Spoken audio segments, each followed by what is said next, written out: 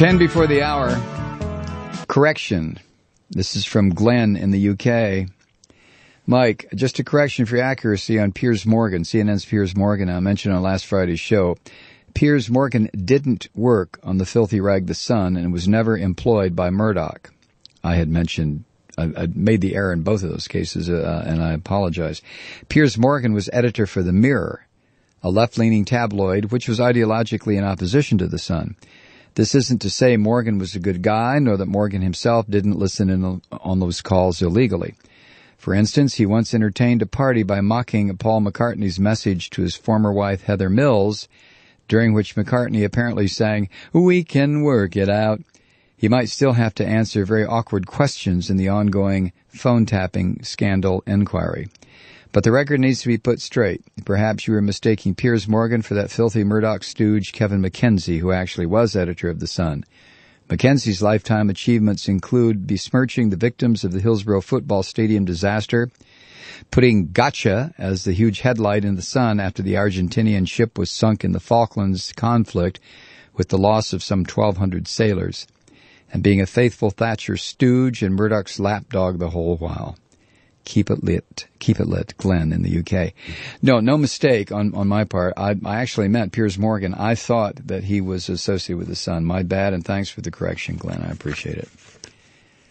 I don't care for Piers Morgan one way or the other. So I guess it doesn't matter except for the fact that I got it all wrong. Okay. Newt Gingrich had a comment on rape.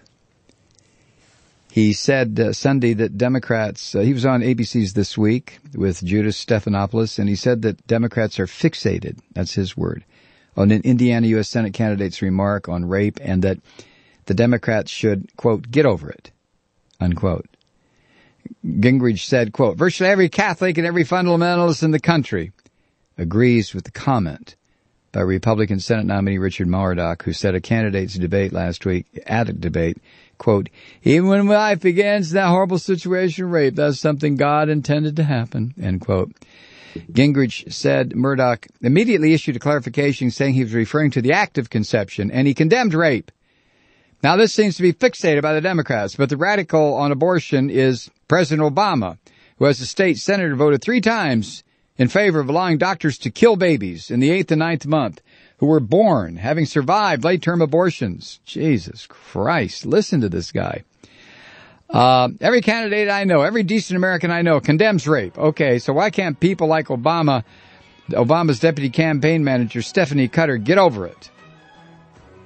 Well, Newt's probably right. When President Romney takes office, I think people will get over the idea of rape very quickly, because to speak openly about it would be to probably purchase a one-way trip to a re-education camp. We'll be back after the break, and yes, I'm going to share with you what Chris had just wrote. Stay with us. I'm Mike Malloy.